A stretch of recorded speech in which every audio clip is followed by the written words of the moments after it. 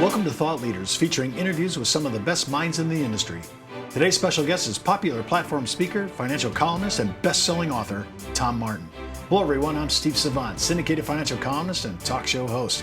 In this segment, we're introducing you to why we use option strategies and cap adjustments for index universal life policies, all from Tom's popular article, Are Caps and Floors in IUL Realistic?, and his best-selling book, The Other 8 Advantages of Universal Life. So let's talk about the additional option strategies first, because we've been talking all this week. I'm thinking like, hey, when will this end? How many options do you have? What kind of strategies can you employ? And I kind of got the spreads yesterday. Pretty much understood that. I liked our calls, buying and selling calls earlier in the week. Now there's even additional strategies that you can bring to bear to generate the kind of returns that will get credited to our crediting account in an IUL contract. Right. So walk me through some of that. Steve, the one-year point-to-point index is the most common option strategy. And for some carriers, that's the only strategy that they offer in their IUL portfolio. Several carriers offer other options, one being an uncapped index. And let's talk about the way they hedge for the uncapped index. It's actually a little bit easier to hedge for the uncapped than it is for the more common. If you'll recall, the way the insurance company hedged on a cap strategy is they bought a call option on the money, and they wrote a call option at 12% greater than the on-the-money price. For an uncapped strategy, they simply don't sell the call option. They only buy the call option. And as a result of that, since they're not receiving any money back by writing that call option, they have fewer options to buy given the same amount of option allowance. So if we can open the graphic and show you how an uncapped hedging strategy would work. So let's look at how this would work in an actual situation with a company offering an uncapped strategy. They buy on-the-money calls at $12.30 per call option. Instead of buying 500 some odd calls like they were able to do on the spread, they can only buy 438 of these particular options because they're not making anything by writing the call option. So let's suppose there's a 10% increase in the index, and rather than trading at 210 as it is right now, SPY is trading at 231. That's a 10% increase.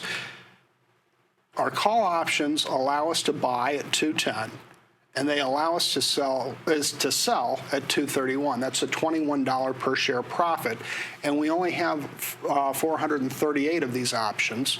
At $21 gives us a profit of $9,198.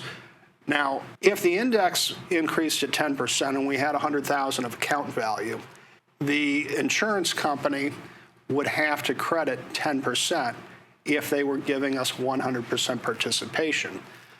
They wouldn't be able to do that because they're only making $9,000. They couldn't give us the $10,000 credit. And if they want to make a profit on that spread, take $1,000 off, they could only give us a participation rate of about 80%. So the uncapped strategy tends to come with a reduced participation rate, and the reason why is their option play is more expensive because they're not making any money on the writing the call. So let me make sure I understand this. So if I have an uncapped strategy and my participation rate is 100%, how are they protecting themselves in a different like that? Because I've seen carriers out there that have uncapped strategies, point-to-point, annual point-to-point, and they have a 100% participation.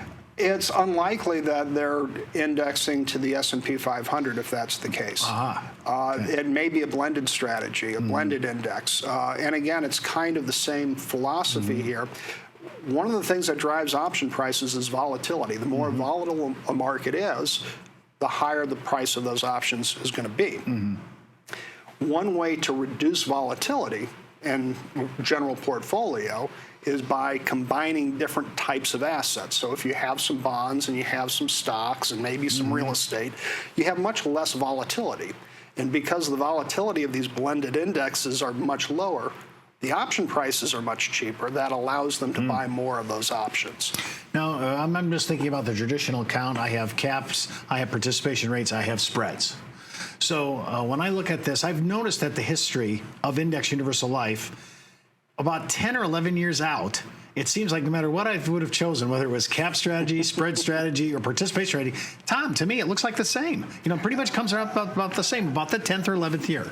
Would you concur with that observation? I think some companies are guilty of looking back and designing an index that would back test well. But over the long haul, I would agree. I think the whole point of IUL is to get a potentially higher interest crediting rate on a fixed product. It's not to time the market. It's not to try to hit home runs.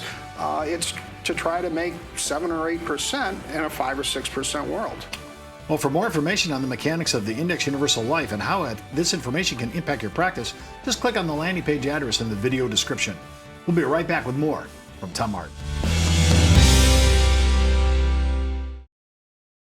This is your website. Few people visit, and if it isn't attracting new visitors, it's not doing its job. Now you can drive more visitors to your website through dynamic content and email marketing with CreativeOne's Social Media Elite. Capture quality leads faster and easier.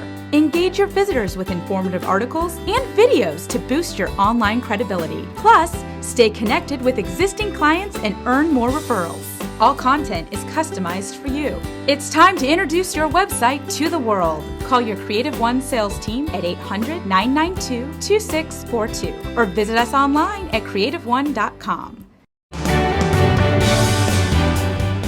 In this segment, we're introducing you to why we use option strategies and cap adjustments for Index Universal Life policies, all from Tom's popular article, Are Caps and Floors in IUL Realistic, and his best-selling book, The Other 8 Advantages of Universal Life.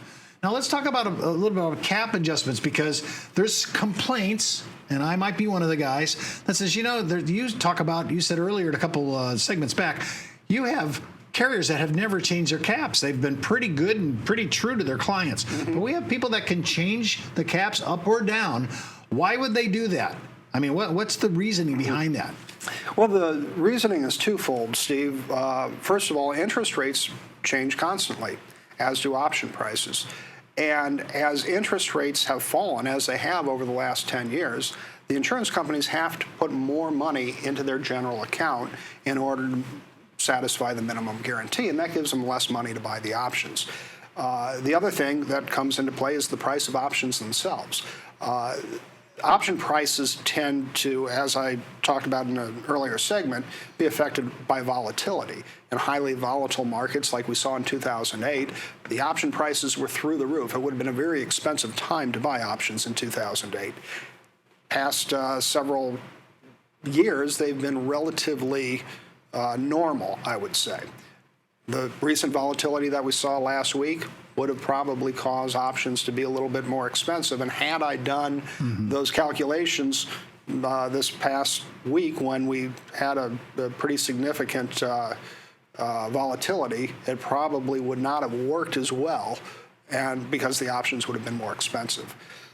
Well, so I'm thinking about cap adjustments. I'm looking for not too many carriers publish their history rates on their cap changes. So if I have a cap, and I noticed, like I said, I mentioned this. You mentioned earlier, one of the most popular is annual point to point. I've seen carriers go to 2 years. Some go all the way out to 5 years. So you're not getting anything credit till the end of the 5 years. The longer I hold that in a 5-year strategy, point to point on a 5-year strategy, wouldn't that actually make my cost of purchase down lower on an option, because I have such a long haul? And right. Is that maybe the future of where we're going, or no, not really? I don't think it is. As a matter of fact, I think if we look at equity indexed annuities, they started out with these really long point-to-point strategies where you invested your money and you didn't get an interest credit or an index credit until 5, 7, or even 10 years down the road. Those have pretty much gone away and have been replaced by a more frequent crediting method, which I think the market is probably moving more in that direction than less. There are some carriers that offer 2-year or 5-year buckets, and those caps are generally a little bit higher. I'm thinking when I'm looking at the caps from certain carriers, I always think, well, everybody's pretty much fishing out of the same option pool. They're fishing out of the same debenture, U.S. government and high corporate rated bond pool, and yet there's such disparity between from one company to another on caps. They're point to point. They're some of them are daily changes, right? They'll daily credit. So everybody's in the same pool, but the numbers are still the same. So if I get outside those top 8 to 10 contracts that illustrate, and I don't want to say illustrations are everything, but illustrate well, right? Why is there such disparity from one carrier to another on the caps?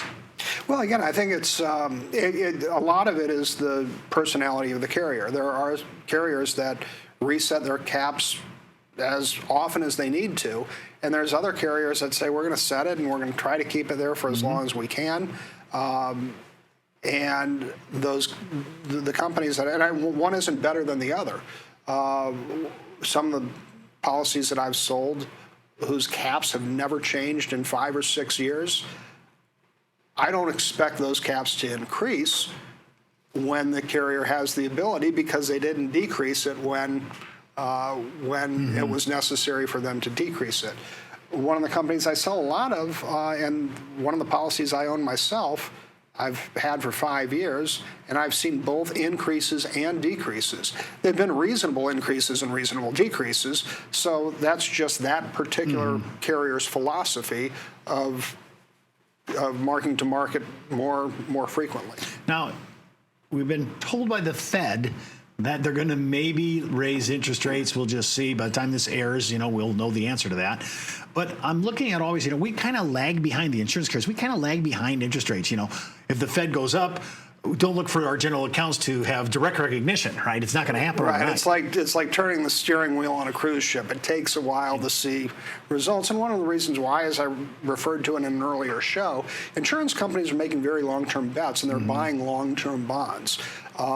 The average bond maturity in most of these carriers might be 10 or 12 years.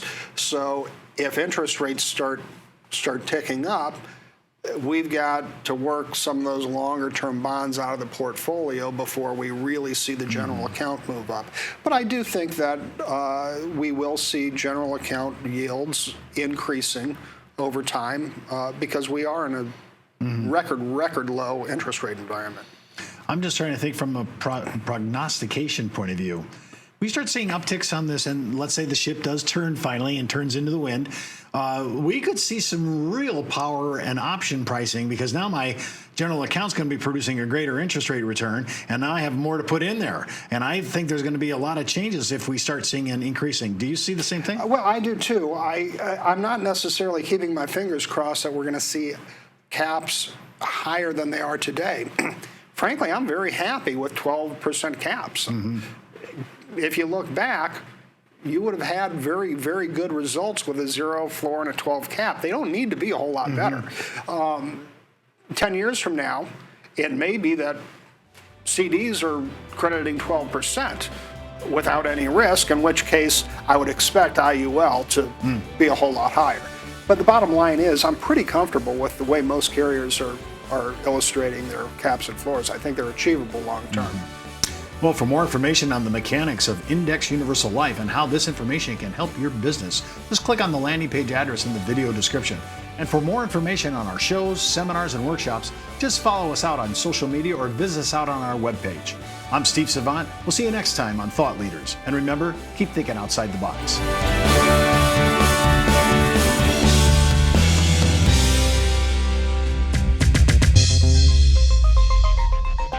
Thank you.